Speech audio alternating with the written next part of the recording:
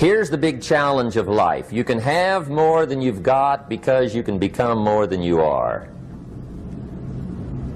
That's the challenge. And of course the other side of the coin reads, unless you change how you are, you'll always have what you got. I have found in my experience that income does not far exceed personal development. Now sometimes income takes a lucky jump, but sure enough, unless you grow out where it is, it'll usually come back where you are. Life has strange ways. If somebody hands you $1 million, best you become a millionaire quickly, so you get to keep the money. Otherwise, sure enough, it'll disappear. Somebody once said, if you took all the money in the world, divided it up equally among everybody, it would soon all be back in the same pockets. Incredible. Success is something you attract, not something you pursue. Success is looking for a good place to stay. So instead of going after it, you work on yourself. Personal development. See, the major question to ask on the job is not what are you getting. The major question to ask on the job is what are you becoming? See, the big question is not what am I getting paid here. The big question is what am I becoming here? Because true happiness is not contained in what you get. Happiness is contained in what you become. So that's our major subject for tonight, personal development. Of all the assignments Mr. Schoaf gave me at age 25, this was probably the most difficult. In fact, I'm still working on this one. I think it's an unending challenge to see what you can become. Life is known as the big if. Harry Truman once said, life is iffy. How true. And here's the big if we're going to consider it tonight. It's possible to do much better at the marketplace if you go to work primarily on yourself. And that's the theme of our seminar tonight. Learning to work primarily on yourself. People have asked me for the last 24 years, how do you develop an above average income? And the answer is, become an above average person. Develop an above average handshake. Some people want to be successful, they don't even work on their handshake. As easy as that would be to start on. They let it slide, they don't understand. Develop an above average smile. Develop an above average excitement. Develop an above average interest in other people. Develop an above average intensity to win. See, that'll change everything. Probably one of the most frustrating experiences in life is looking for an above average job with above average pay without becoming an above average person. It's called frustration.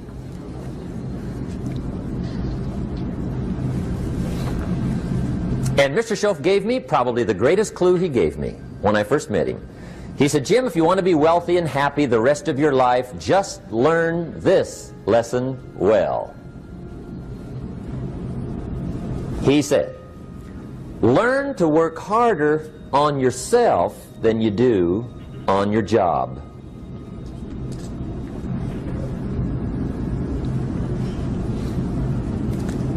Then Mr. Schoaf gave me probably one of the most important clues among so many things he taught me, but this was in those early days.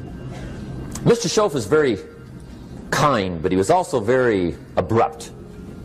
And he had these interesting questions to ask. I'm giving him a little rundown one day on how things hadn't worked out for me.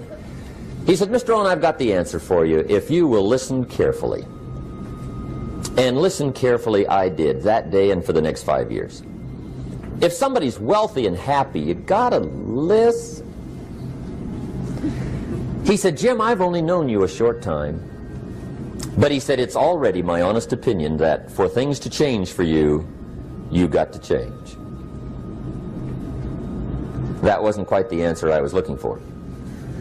But that's the answer he gave me, and I pass it along to you on this warm summer evening in Anaheim, California, 1981. For things to change for you, you've got to change. Otherwise, it isn't going to change. Before I met Mr. Schoaf, I used to say, I sure hope things will change. Right? That seemed to be my only hope. If it isn't going to change, I'm in serious trouble. And then I discovered it isn't going to change, so I'm in serious trouble.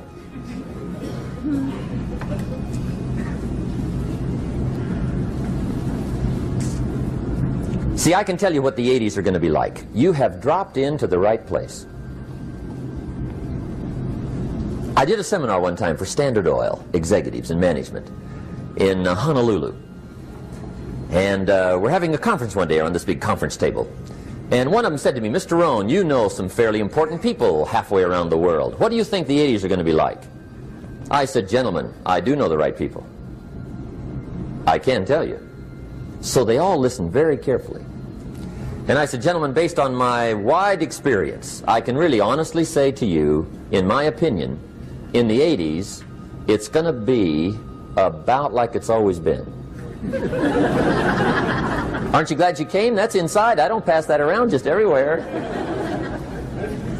Now, of course, I said that to make a point, but I also said it because it's accurate. It's going to be about like it's always been. It isn't going to change. The tide comes in, and then what? It goes out. For 6,500 years that we know of, recorded history, and probably long before that. So it is not going to change. It gets light, and then what? It turns dark. 6,500 years. See, it's not likely to change. And we're not to be startled by that. And if the sun goes down, the guy says, "What's happened? What's happened?" It means he hasn't been here long, I guess, right? It always goes down about this time. The guy says, "Well, I don't like that arrangement." Well, you got to talk to somebody besides me, right? It gets light, then it turns dark. In rotation, the next season after fall is what? Winter. Pray tell, how often does winter follow fall? Every year regularly for the last 6,500 that we know of. See, it is not going to change. Now, some winters are long, and some are short, and some are hard, and some are easy, but they always come right after falls. It isn't going to change. Sometimes you can figure it out, sometimes there's no way to figure it out. Sometimes it goes well, sometimes it gets in a knot. Sometimes it sails along, sometimes it gets in reverse. See, that's not going to change. The last 6,000 years reads like this: opportunity mixed with difficulty. That's how it reads. It isn't going to change. The man says, "Well, if it isn't going to change, how will my life ever change?" Answer, when you change. And whether I'm talking to high school kids or business executives, my message is always the same. And it goes like this: the only way it gets better for you is when you get better.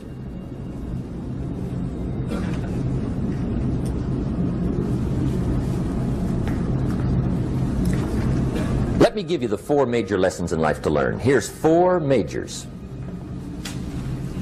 It's good to study the majors. In our weekend seminar we teach, some people don't do well because they major in minor things. You've got to be on the lookout. At the end of every week, end of every month, you've got to check, make sure you're not spending major time on minor things. Okay, we go through that whole series. Majors and minors. Now, let me give you 2 phrases before we get to the 4 majors. This will set it up and you'll see where I'm going. 2 key phrases for your notes. Here's the first one. Life and business is like the changing seasons. That's the first phrase. Life and business is like the changing seasons. One of the best ways to describe life, it's like the seasons. Frank Sinatra sings, "Life is like the seasons." Now here's the second phrase. Very important. You cannot change the seasons, but you can change yourself. You can't change the seasons, but you can change yourself. And see, that's how life gets better for you, not by chance, but by change. Now here's the 4 major lessons in life to learn. I've got my first book finished, came out a couple of weeks ago. This is in it, the 4 major lessons in life to learn. Here they are. Number 1, Learn how to handle the winters. That's lesson 1. They come right after falls with regularity. Some are long and some are short and some are hard and some are easy, but they keep coming. You must learn to handle the nights. They come right after days. You must learn to handle difficulty. It comes right after opportunity. You must learn to handle recessions. They always follow progressions for the last 6,000. See, it isn't going to change. The lesson you must learn is how to handle it. And there's all kinds of winters, right? The winter when you can't figure it out. The winter when it all goes smash. The winter when it turns belly up. The winter when it won't work, when you've run out of money and you've got a broken heart. See, those are winter times.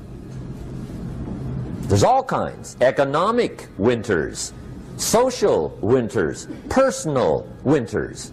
When your heart is smashed in 1,000 pieces and the nights are unusually long, your prayers seem to go no higher than your head. It's wintertime.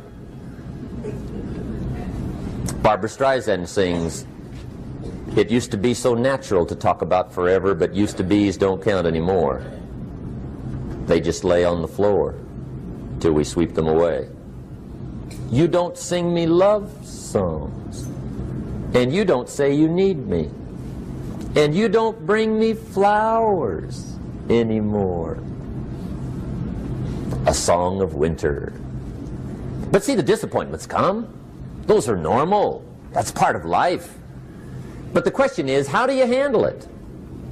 How do you handle the coming winters and the disappointments and the downtimes? Well, you can't get rid of January by tearing it off the calendar.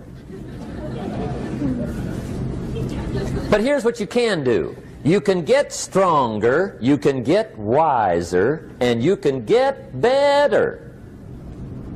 The winters won't change, but you can.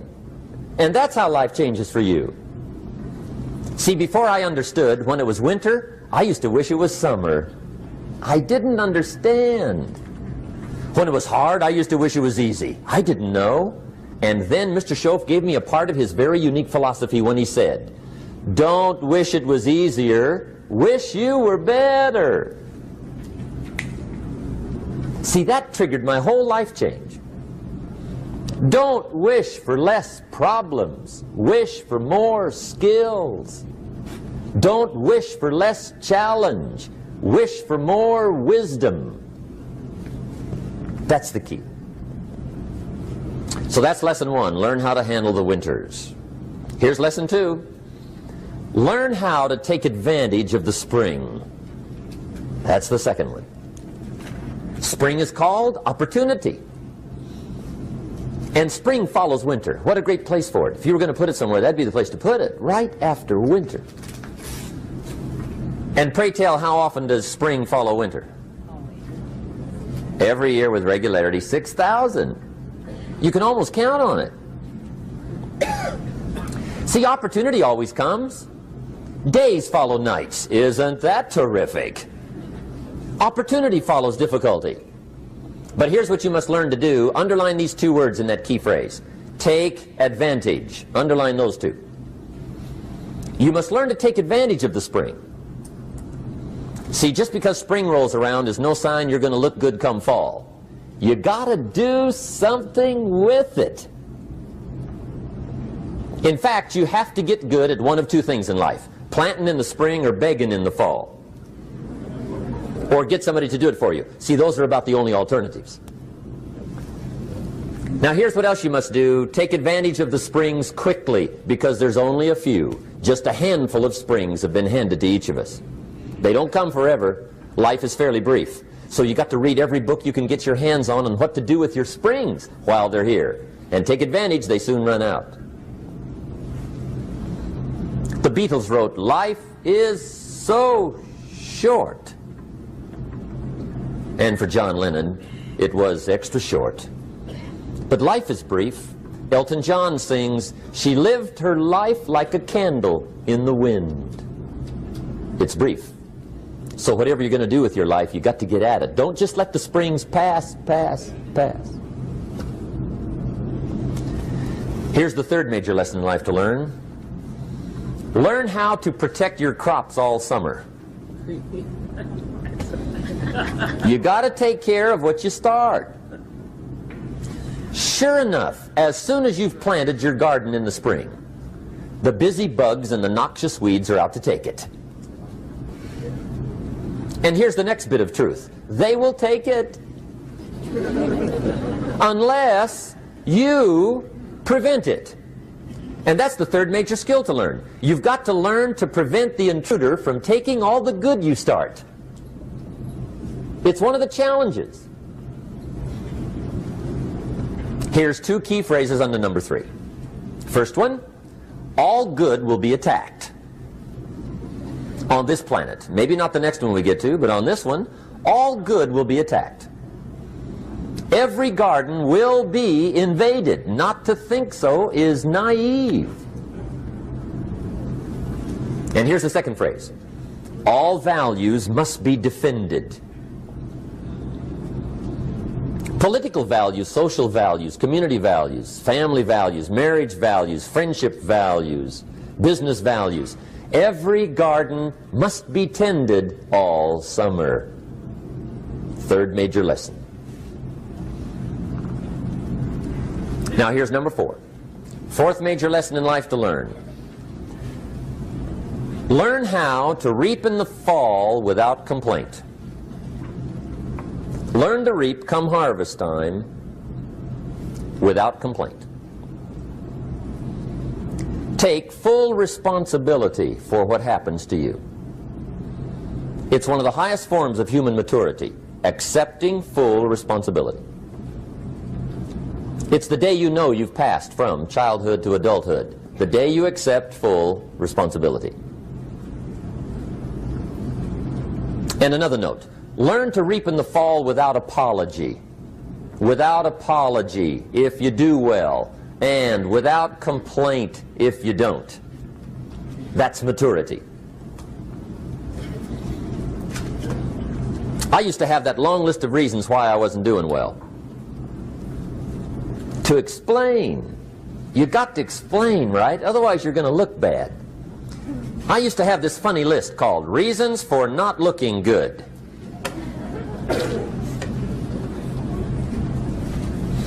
I used to blame the government. I mean, you can believe that or not. It was at the top of my list. I had a lecture second to none. The government. That was on my list. I used to blame taxes. Look what you got left after they take everything. And they expect you to do well. That was on my list there. Prices, that one's easy, right? You walk into the supermarket with $20, come out with a little half bag. So I had that on my list. I used to blame the weather. I blamed the traffic. I used to blame my car. I blamed the manufacturers. I used to blame the company. I blamed company policy. I used to blame the training program. I blame my negative relatives. They were always putting me down. I blame my cynical neighbors. They're just selfish, looking out for themselves. Won't loan you money? They were on my list.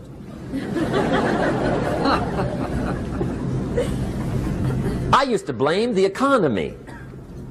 I blamed the community. That's a pretty good list for not doing well, isn't it? I thought it was good. I'll never forget one day, Mr. Schoaf was very kind, but he was also very blunt, and this was no exception. And I'm glad he was blunt. There's a lot of things I'd have missed if he hadn't have been blunt. One day, with sort of a curious look on his face, he said, "Jim, just out of curiosity, tell me, how come you haven't done well up until now?" Excellent question. I thought, well, so I won't look too bad, I'll go through my list. And this list I just gave you, I put that on him. And he was very patient. He let me go through the whole thing, the government, the weather. I went through this whole thing. When I finished, he looked my list over very carefully. He said, "Mr. Rohn, big problem with your list. You ain't on it." How brilliant.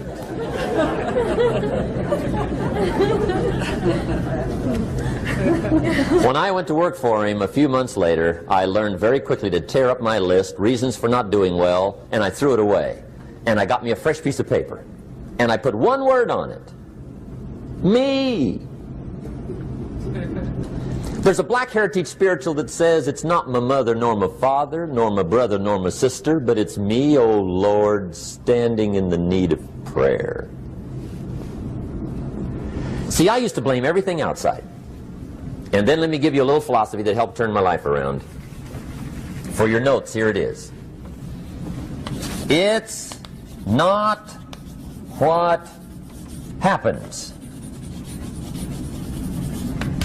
that determines the quality or the quantity of your life. It's not what happens. And the reason is because what happens to about everybody. No different. The sun went down on all of us last night. A common event, a happening. And I found out that the same things can happen to two different people. One gets rich and one stays poor. Why is that? It's because it's not what happens, but rather it's what you do that changes everything. So that's a key phrase. It's not what happens, it's what you do. What happens is about the same. You might put that in parentheses here. Same. What people do, that's what's different. Anything can happen, right? Everything can happen. I've heard all the stories. I've been one of the stories. Hey, we could all tell stories all night long, right? Happenings. Anything can happen. Have you heard of Murphy's Laws? Anybody here heard of Murphy's Laws? Okay, most of you have. Murph had these laws. One of them was, if anything can go wrong, it will. That's one of Murphy's Laws. He was not one of the great positive speakers of the day. But anyway, it's still true though, right? Anything can go wrong, everything can go wrong. For sure. I've fallen out of the sky so many times. Once to the tune of a couple of million. Devastating. Took me a while to survive that one. Now, it wasn't all that much, but it was all I had. Right? I mean, that's when it's much, right? When it's all you got. If you got 3, 2 go, you got 1 left, you ain't looking that bad. But when it all goes. Has anybody been there when it all went? Anybody? Come on, the rest of you liars. Go ahead. Hey, we've all been there, right? When it all went. Of course, it used to be a long time ago, right? When you ran out of money, got to 0, you were all through. Heck, now you can whistle right on by 0, right? I mean, they will bury you. That's what they will do.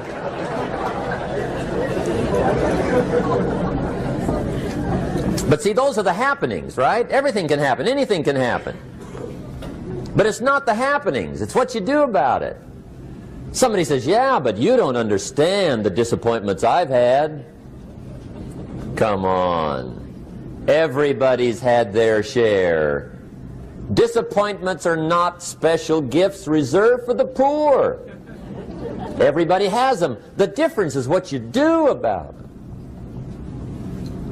It's not the weather. I used to blame the weather, and I discovered it rains on the rich. So see, that won't help. 2 men wake up one morning, there's a rainstorm on. One of them looks out his window, sees the rainstorm, and he says, wow, what a storm. With weather like this, they can't expect you to go out and make sales. He stays home. Same morning, the other guy looks out his window, sees the same storm, says, wow, what a storm. But he says, you know what, with weather like this, what a great day to go out and make sales. Most everybody will probably be home, especially the salesman.